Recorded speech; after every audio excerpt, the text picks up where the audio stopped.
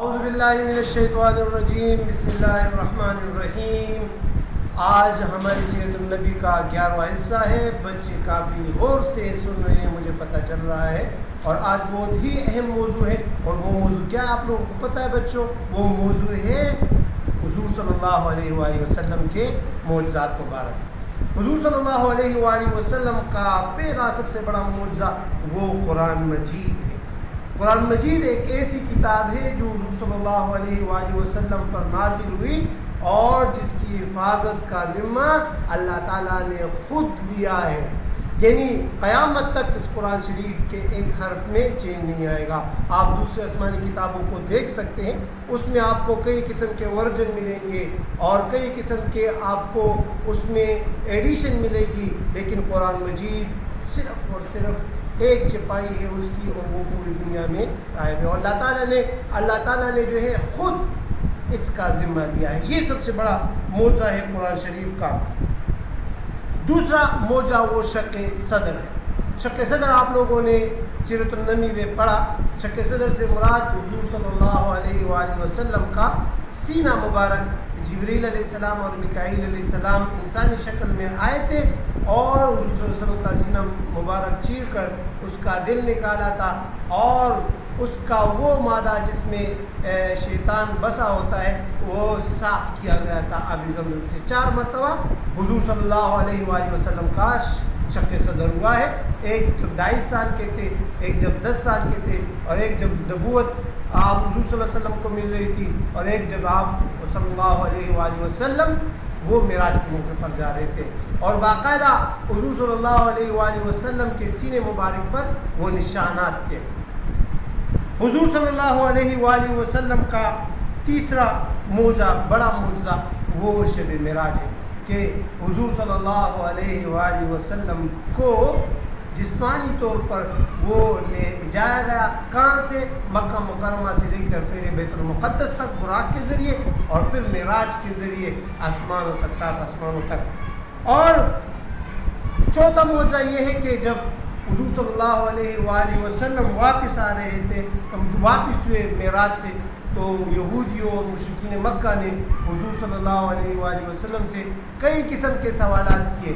کہ بیت المقدس کس طرح، اس میں کتنے دروازے، اور راستے میں کیا کیا آتا ہے، اور یہ سب سوالات کیے۔ لیکن معجزہ کیا تھا کہ اللہ تعالیٰ نے وہ سارا منظر، جس طرح آج کل ملٹی میڈیا ہوتا ہے نا، بڑا اسکرین لگ جاتا ہے، تو حضور صلی اللہ علیہ وآلہ وسلم کے سامنے وہ اس طرح ایک نقشہ بنا، اور سارا نقشہ جو ہے وہ حضور صلی اللہ علیہ وسلم کے ذہن میں بھی تھا، اور اس طرح وہ نقشہ جو ہے وہ حضور صلی اللہ علیہ وسلم اس کے جوابات دیتے گئے۔ چوتھا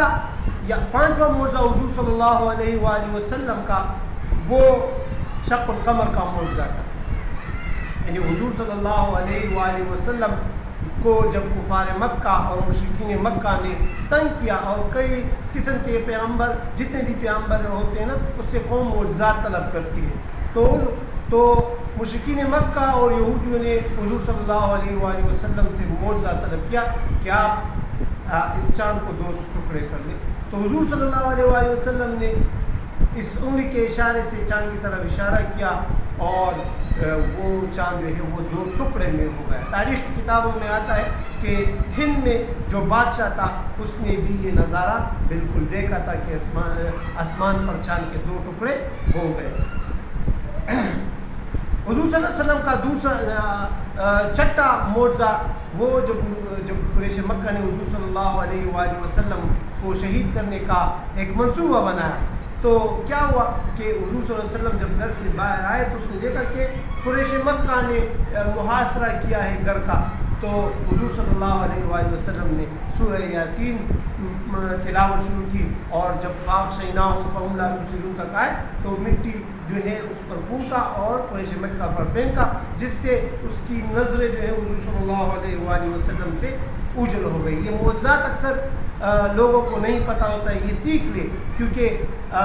معجزات جو ہیں، معجزات یہ پیغمبر ہونے کے دلائل ہیں، تو یہ وہ معجزات ہیں جو حضور صلی اللہ علیہ وآلہ وسلم کو عنایت کیے گئے تھے۔ اچھا، اور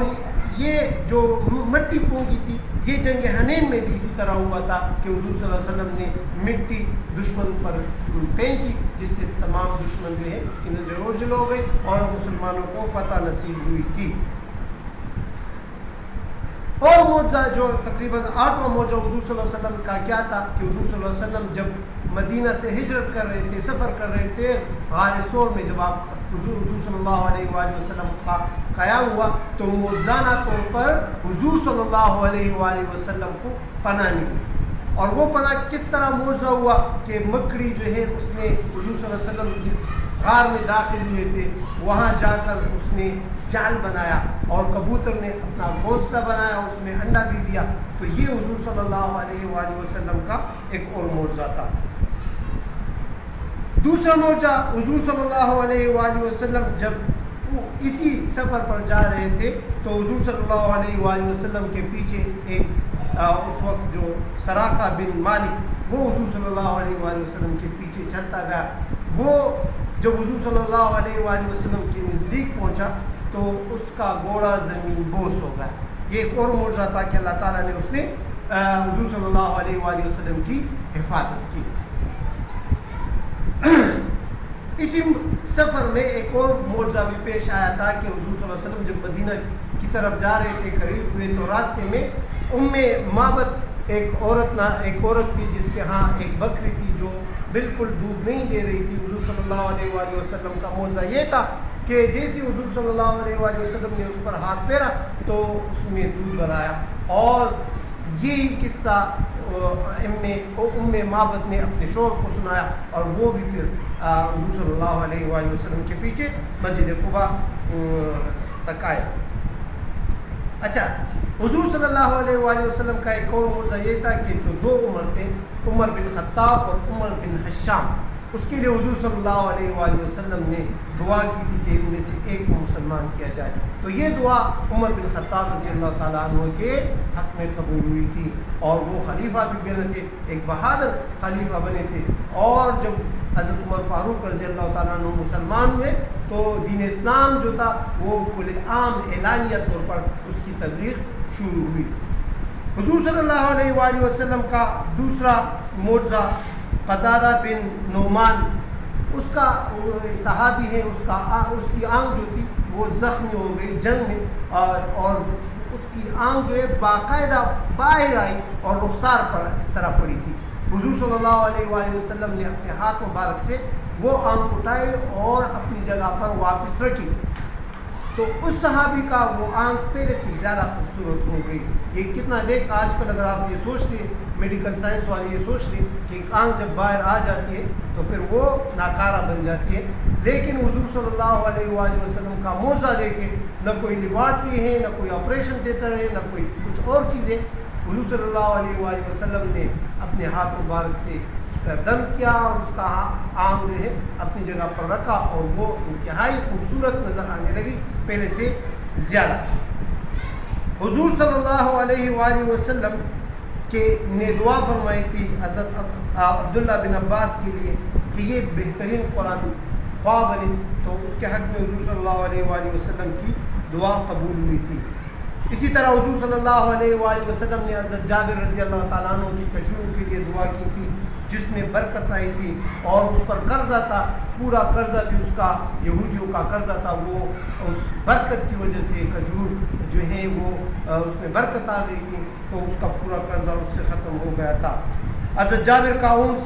جو سب سے پیچھے رہتا تھا وہ پھر سب سے آگے ہونے لگا اور لوگ تعجب میں ہو گئے۔ ایک اور معجزہ حضرت انس کے لیے طویل عمر اور کثرت مال کی دعا کی تھی جو حضور صلی اللہ علیہ وآلہ وسلم نے وہ پوری ہوئی تھی، اور وہ 100 برس تک جیے تھے اور اس کی بہت زیادہ اولاد تھی۔ حضور صلی اللہ علیہ وآلہ وسلم جب بھی بارش کے لیے دعا فرماتے تھے تو بارش برستی۔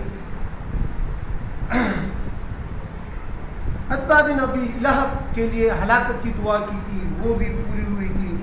ایک اعرابی کو دعوت دی تھی حضور صلی اللہ علیہ وآلہ وسلم نے کہ درخت گواہ بن جائے، تو باقاعدہ درخت آئے تھے اور لوگوں نے دیکھا تھا کہ درختوں نے حرکت کی، اور وہ درخت جو ہیں وہ حضور صلی اللہ علیہ وآلہ وسلم کے سامنے آئے تھے، اور پھر